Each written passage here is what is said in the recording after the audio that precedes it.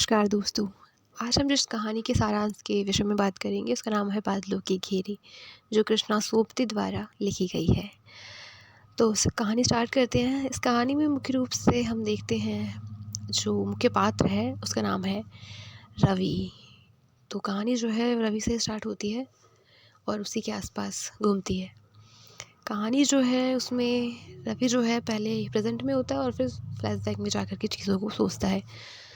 तो रवि जो है अभी फ़िलहाल एक कॉटेज में लेटा हुआ है और सोच रहा है किस प्रकार से, मतलब बाहर खिड़की के बाहर बादलों के घेरों को आते जाते देख रहा है और सोच रहा है कि उसकी लाइफ जो है पहले कितनी सुखद और हसीन हुआ करती थी, लेकिन जो अब है वो काफ़ी ज़्यादा इसकी लाइफ बोरिंग हो गई है, क्योंकि अभी ये लगातार एक ही कमरे में पड़ा हुआ खिड़की के बाहर देखता रहता है और यदि कोई मिलने आता है तो उससे मिलता है, अदरवाइज़ अकेले ही इसी रूम में रहता है। तो वो सोचता है कि किस प्रकार से जब उसका विवाह हुआ था तो इसकी जो लाइफ थी वो एक बहुत ही हैप्पीली मैरिड लाइफ थी, जो एक आइडियल मैरिड लाइफ होनी चाहिए वैसी इसकी लाइफ जो रवि की थी वो थी। और ये काफ़ी ज़्यादा जो है एन्जॉयमेंट के साथ अपनी लाइफ में जी रहा था। और इस तरीके से इसकी लाइफ में एक बहुत लंबा टाइम पीरियड बीत जाता है, इसको पता ही नहीं चलता है कि कब जो है टाइम इस तरीके से बीत गया। और इस तरीके से इसके 2 बच्चे भी हो जाते हैं और हैप्पी इसकी लाइफ जो है चल रही होती है। लेकिन सडनली जो है इसको हो जाता है तपेदिक यानी कि टीवी हो जाती है इसको। और इसकी जो वाइफ़ है मीरा, वो अपने बच्चों के साथ अलग हो जाती है इसको लेकर, क्योंकि उसे डर होता है कहीं उसके बच्चों को तपेदिक ना हो जाए इस वजह से। और अभी जो है वो भुआली में आ चुका है, भुआली की ही क्वार्टर में लेटा रहता है और लगातार वही सारी चीज़ें सोचता रहता है, क्योंकि अभी अकेला है और कोई भी इसके आसपास नहीं है। मीरा जो है वो बच्चों को लेकर के महीने में 1 आध बार आ जाती है उसे मिलने के लिए, लेकिन ये बाकी टाइम जो है अकेला ही रहता है। इसी तरीके से सोचते-सोचते रवि जो है खिड़कियों के बाहर देखता है और बादलों को जब देख रहा होता है तो उन बादलों के घेरे में इसे 2 आँखें दिखाई देती हैं। उन घुंघराले बालों में घुंघराले बालों वाली मन्नू की याद आती है इसे उस वक़्त। तो फिर से याद आता है कि जब ये अपनी बुआ के घर पर रहने के लिए गया था कुछ टाइम के लिए, तो वहीं पर उसने मन्नू को देखा था फर्स्ट टाइम। इसकी जो बुआ है रवि की, वो मन्नू की चाची है। तो मन्नू जो है कभी-कभी, मतलब ये लोग कहीं और रहते थे, लेकिन कभी-कभी मन्नू यहाँ पर आया करती थी। लेकिन इस बार जब मन्नू आई थी तो उसकी जो बुआ थी वो ज़्यादा खुश नहीं थी। कारण ये था कि मन्नू को तपेदिक की बीमारी थी, इस वजह से इसकी बुआ को बिल्कुल भी अच्छा नहीं लगा था कि मन्नू यहाँ पर आई है। तो इस तरीके से जब मन्नू आती है तो जब जो बच्चे होते हैं इसके बुआ के, वो मन्नू को चिपट जाते हैं और दीदी-दीदी करने लग जाते हैं, जैसे छोटे बच्चों की आदत होती है उस तरीके से। तो उसकी बुआ जो है एकदम से देखती है और झटके से अपने बच्चों को पकड़ के उससे दूर हटा देती है। तो मन्नू जो है उसको अजीब नहीं लगता, लेकिन वो अपनी बुआ को, आई मीन अपनी जो चाची है उसको देख मन्नू जो है वो अपनी चाची को लगातार कुछ देर तक ऐसे ही देखती रहती है और फिर वो कुछ बोले बिना जो है वो चली जाती है अपने कमरे में ऊपर। तो जो रवि है ये सब कुछ देख रहा होता है और उसको बिल्कुल भी अच्छा नहीं लगता कि कम से कम बुआ को थोड़ा समय रुकना चाहिए था, अचानक से ऐसे बच्चों को पकड़ के उससे दूर नहीं करना चाहिए था। और ये बात वो अपनी बुआ से कहता है। तो उसकी बुआ जो है वो ये कहती है, मतलब साफ तो नहीं कहती है लेकिन इनडायरेक्ट वे में कहती है कि मैं भी देखूँगी जब तुम्हारे बच्चे होंगे तुम किस तरीके से रिएक्ट करोगे। तो फिर उसकी बुआ बताती है कि ये ऐसा बिल्कुल, मतलब पहले ऐसा बिल्कुल नहीं था, जब हम लोग पहले इंतज़ार किया करते थे मन्नू का कि वो कब आएगी छुट्टियों में, लेकिन अब सारी चीज़ें बदल गई हैं उसकी बीमारी की वजह से। अब तो मैं ये सोचती हूँ कि वो कब यहाँ से जल्द चली जाए। तो ऐसा उसकी बुआ बोलती है और फिर वो वहाँ से चली जाती है। उसके बाद रवि जो है वो कुछ टाइम तक मन्नू के बारे में सोचता रहता है। उसके बाद वो बाहर चला जाता है घूमने के लिए। तो जब वो बाहर जाता है नदी के किनारे तो देखता है वहाँ पर जो है मन्नू भी, मतलब नदी की दूसरी साइड वो भी घूम रही होती है। तो वो उसको देखता ही रहता है। रवि जो है वो मन्नू को लगातार देखते रहता है और उसको जो है मन्नू अब पसंद आने लगी है, वो पसंद करने लगा है मन्नू को। तो इस तरीके से वो लगातार जो पानी होता है उसकी पानी के छवि में, मतलब मन्नू की छवि को देखता रहता है और फिर सडनली वो गायब हो जाती है, मतलब वो चली जाती है वहाँ से। तो फिर ये भी जो है वापस घर आ जाता है। अब शाम का समय हो चुका है, खाने का समय हो चुका है, तो बुआ जो है इसकी घर पे होती नहीं है, वो तो कहीं और जा चुकी हैं। तो अब ये जो घर का नौकर होता है वो आता है और उसको कहता है खाने के लिए। तो फिर ये पूछता है मन्नू के बारे में कि वो भी साथ खाएगी या फिर मतलब वो कहाँ पे खाएगी। तो वो कहता है कि नहीं नहीं, वो तो आपके साथ नहीं खाएंगी, वो तो ऊपर कमरे में खा लेंगी, उनको मैंने दे दिया है, आप चल कर खा लीजिए।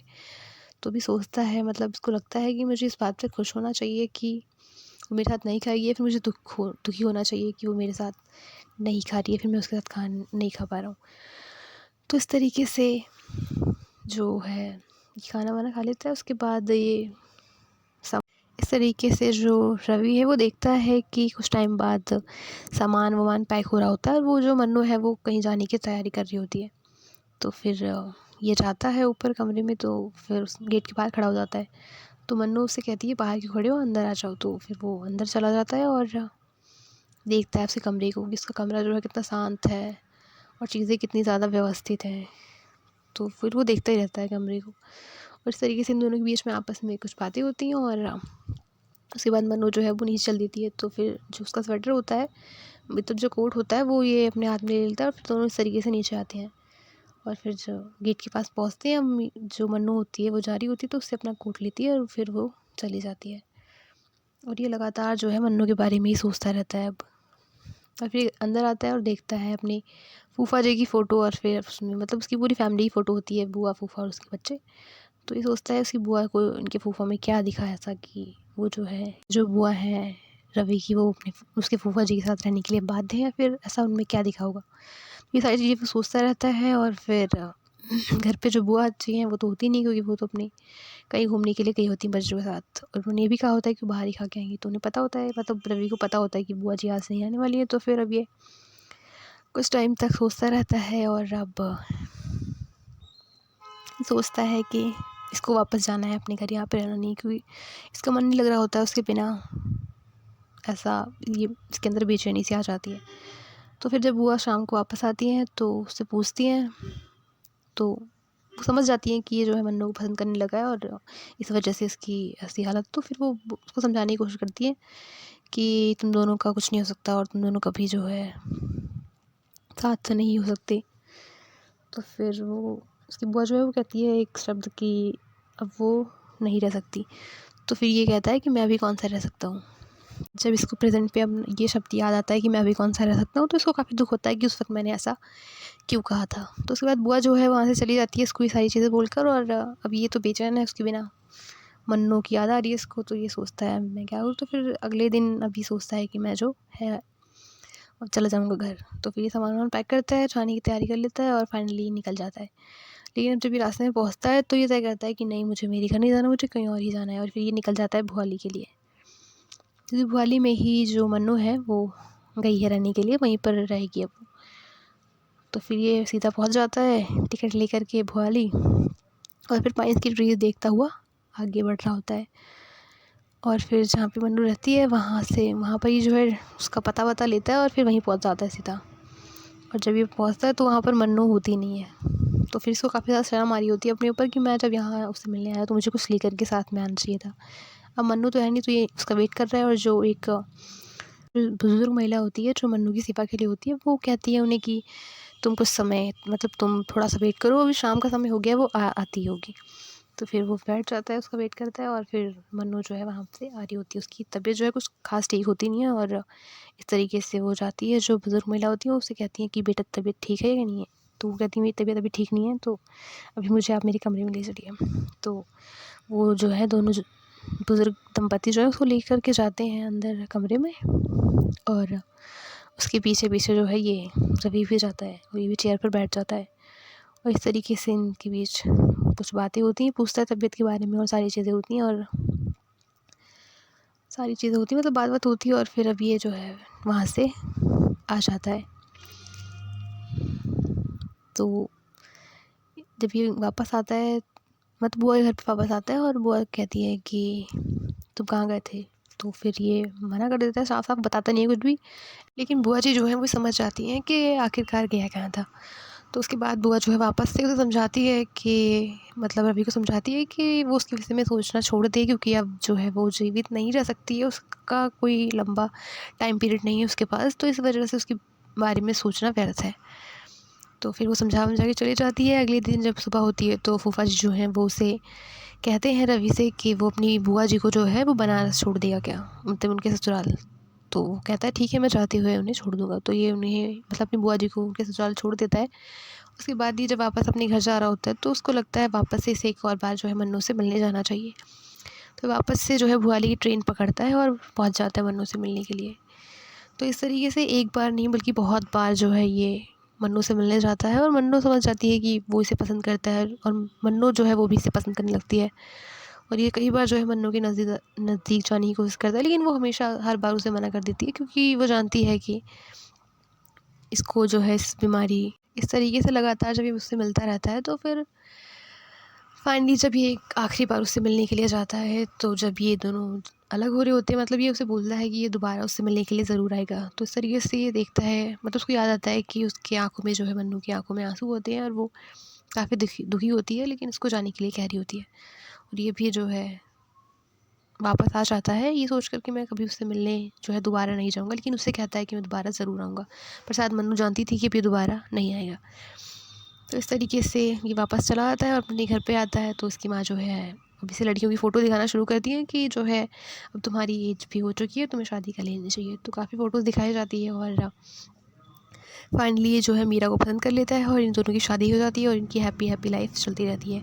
एक दिन इसी तरीके से जब ये वापस से अपनी बुआ के घर पे घूमने के लिए जाता है, तो बुआ जी जो है वो कहती हैं रवि से कि तुम्हें जो है इस तरीके से मन्नू को कम से कम लेटर लिखना बंद नहीं करना चाहिए। तुम्हारे जो ये लेटर्स थे, इन्हीं के सहारे तो वो ज़िंदा थी, और तुमने जो है अचानक से उसे लेटर्स लिखना भी बंद कर दिया।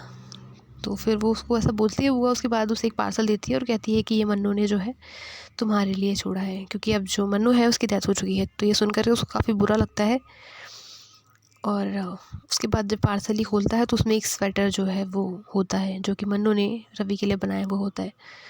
तो ये देखता है स्वेटर को, इसको काफ़ी दुख होता है कि फाइनली जो है, मतलब मुझे कम से कम लेटर्स उसको लिखते रहना चाहिए था, अगर मैं उससे मिलने नहीं गया था तो इसको दुख होता है। बट अब चीज़ें ख़त्म हो चुकी होती हैं, तो फिर वापस अपने घर आ जाता है और उसकी लाइफ जो है हैप्पीली चलती रहती है। और कुछ टाइम बाद, जैसा कि हम सब जानते हैं इस कहानी के स्टार्टिंग में, कि अब जो रवि है उसको भी तपेदिक हो चुका है और ये पूरा मतलब अपनी फैमिली से अलग रहता है और उसी भुआली की कोठरी में बादलों के घेरे में लगातार खोया रहता है और सोचता है कि इसको इस तरीके से मन भुआली के कमरे में अकेले पड़े हुए खिड़की के बाहर बादलों के घेरे को जब ये देखता है, तो उसे कोई भी अपना नज़र नहीं आता, केवल मन्नू की वो दो आंखें और उसकी वो जो मतलब उसका उसके पास होना उसको केवल महसूस होता है कि मन्नू उसके आसपास है। और वो उससे पूछती है कि तबीयत अब कैसी है, ऐसा कुछ उसको फील होता है।